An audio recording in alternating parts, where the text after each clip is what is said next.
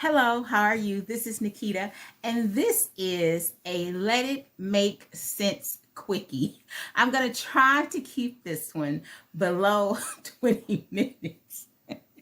I know when you're thinking about, when I use that word, it's supposed to be like a quick thing, 10 minutes or less. And, I'm trying to keep it there. This one, I'm going to try to keep it there. I'm already into it, probably talking longer than I should, but okay. So this is the thing where I have gone, on the local YouTube, local Instagram, but just, pop culture things, whatever it is, and seen something that stuck out that we've got to make sense of it, right? So here's the thing that I've seen.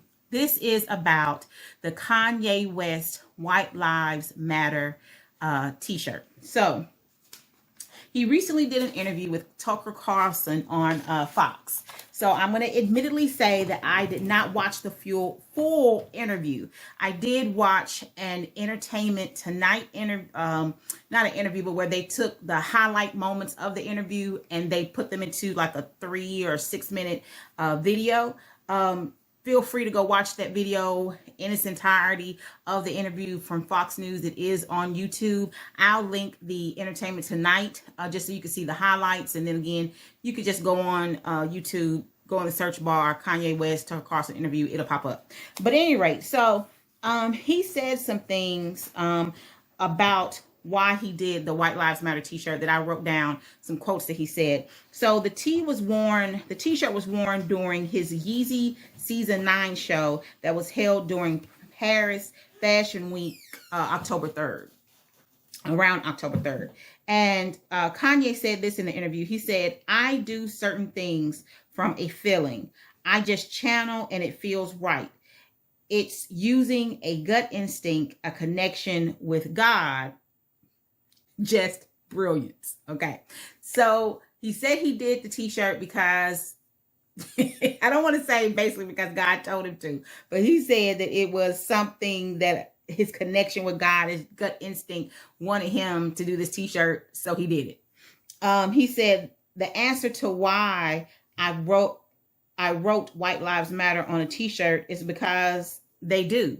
It's the obvious thing, right? So here's the thing. One, for me, do what you want to do, okay? But let it make sense while you're doing it. Like, I feel like at this point, he's doing some things just for shock value, right? Just to see if he can get a rise. Whatever it is, I don't know what his reasoning is.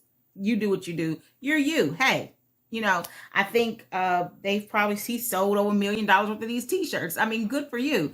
But the Black Lives Matter movement, if your reasoning for the t-shirt was in response to that, the Black Lives Matter movement at its core was not trying to say that white lives, brown lives, Asian lives, or whoever didn't matter. It was to bring or shed a light on some disparaging things in the Black community, not just police brutality, but inequality in education, inequality in economics, inequality in housing. That was the purpose, I think, of the Black Lives Matter movement. I think that that's what it shed light on. What happens, as it always happens, is that people they grabbed a hold of to the Black Lives Matter movement and they made it into something that it was not. They wanted to be woke and then started all of these, what they call liberal, narratives, right? Associated with the Black Lives Matter movement, which in essence does not assist in bringing up the Black community, nor does it assist in making our society better. It just makes you seem woke, but it's a degrading of what our system is, right? Our governmental system, our societal system, not the Black Lives Matter movement. Let me say that again. I'm not saying that the Black Lives Matter movement degraded our society. What I'm saying is that some of the things associated with the Black Lives Matter movement that stem from the Black Lives Matter movement that people feel are woke things, are liberal things, some of those things, that's not necessarily what we needed, right? That may not have been the solution that was really needed. On top of that, right, besides you got the White Lives Matter t-shirt that Kanye did, I think it was Q-Tip did one that with the V that was blacked out. Some people misunderstood what he was trying to say, but he was trying to say that white lives matter, you know, all of that. Is Candace Owens. So Candace Owens was pictured with Kanye in Paris at the show with a White Lives Matter t-shirt on as well. Candace Owens has a podcast, and I'm going to link this particular episode that I'm going to talk about what she put up on YouTube in the description box, so you can of course go back, you can read the whole watch the whole video or watch highlights, whatever you want to do, but I'll link it so you can have it. So I wanted to talk about what Candace Owens said in response to this controversy, if you will, of the Kanye West and her wearing the White Lives Matter t-shirt. Okay, so I have the transcript of her of what she did on her podcast, because I just wanted to highlight some of the things. The overall question that I want Candace Owens and Kanye West and people of color, Black people who agree with their sentiments across the board, what is your solution?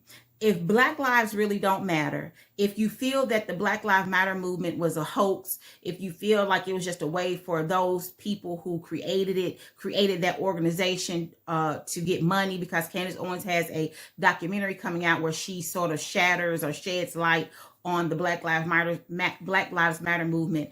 What is your solution? Because what you're saying is that the Black Lives Matter movement destroyed the Black community, or it did not help uplift the Black community. She says in her podcast that the Black Lives Matter movement used poor Black people to push the agenda, all of this stuff, right? She gave some statistics, and she said something that, you know, that is probably true. Or that I'm sure it is true, right? I know that it's true. That 80% of Black boys in the 4th grade in California can't read. Well, we know that across the country that there's a cross section of Black children who can't read, can't do math. You know, they're illiterate, but they're just pushing them through, you know, no child left behind. They're just pushing them through, but they are graduating illiterate people. They're graduating people who will not be able to really be productive citizens. And I'm not saying the totality of them, but there's a cross section of our children in the Black community that are being pushed on, but not really learning. So I know that, and I agree with her with that. You know, she had a statistic in this interview about Black women being, you know, high on the list of obesity. You know, okay. Okay. You know, she mentioned something about, because I'm looking at the transcript about, she says this quote, that the Black Lives Matter movement, it was basically a mirage. This idea that somehow all we needed to do was burn down our own neighborhoods. All we needed to do was have our youth wearing a George Floyd t-shirt. All we needed to do was loot Targets and loot these expensive stores, and somehow justice will be delivered. And of course it wasn't. Put a pin there. So can we say very quickly that while there were some Black people who were doing that, if you know and you watch the news, and I don't subscribe to a general fake news thing. But some of those people who were at those events that looted and burnt down were not actually a part of the Black Lives Matter movement. They were people who were disruptive. And unfortunately, in any movement that you have, there's always going to be the disruptors. There's always going to be the people who take the story away from the actual narrative to what's really important. And they're going to do some offshoot stuff that nobody agrees with. So that's what those looters were. Those people who vandalized, they weren't actually Black Lives Matter movement people. They were people who were just destructive in nature, who just wanted to use that as a reason to do their criminalistic activities. So Candace, don't do that. Don't put that on the whole movement, right? Don't put that on the people who really have a heart to see a better Black society, who actually want to see Black people in this society, you know, be better. We do not live in a society that's vanilla people. Yes, people see color, and it's okay for you to see color. It's okay for me to be Black, and for someone to be an Asian American, for someone to be a Latino, for someone to be white, for someone to be whatever, right? That's okay. That diversity is what makes us great. That's what America was built on. So that's okay for us to be that way. The problem comes in when when cross sections of society in these different groups are disenfranchised, if they are told they are always socioeconomically pushed down and don't have the same opportunities. And I'm going to do a part 2 to this quickie. So I'm going to stop right here. Please be sure to like, share, and subscribe, and come back for the part 2 of this discussion that we're going to have, and we're trying to make sense of about Candace Owens and Kanye West, about this White Lives Matter and just the narrative that they push that doesn't necessarily offer a solution. Some of what they may say may be true, but what's your solution? So we got to let it make sense. Be sure to leave any comments down below. Be sure to come back for part 2. And remember that when you're leaving a comment, that we can disagree without being disrespectful, okay? So don't forget to like, share, subscribe, and share this with your mom and them so they can see what we're talking about on the Let It Make Sense podcast. Be blessed.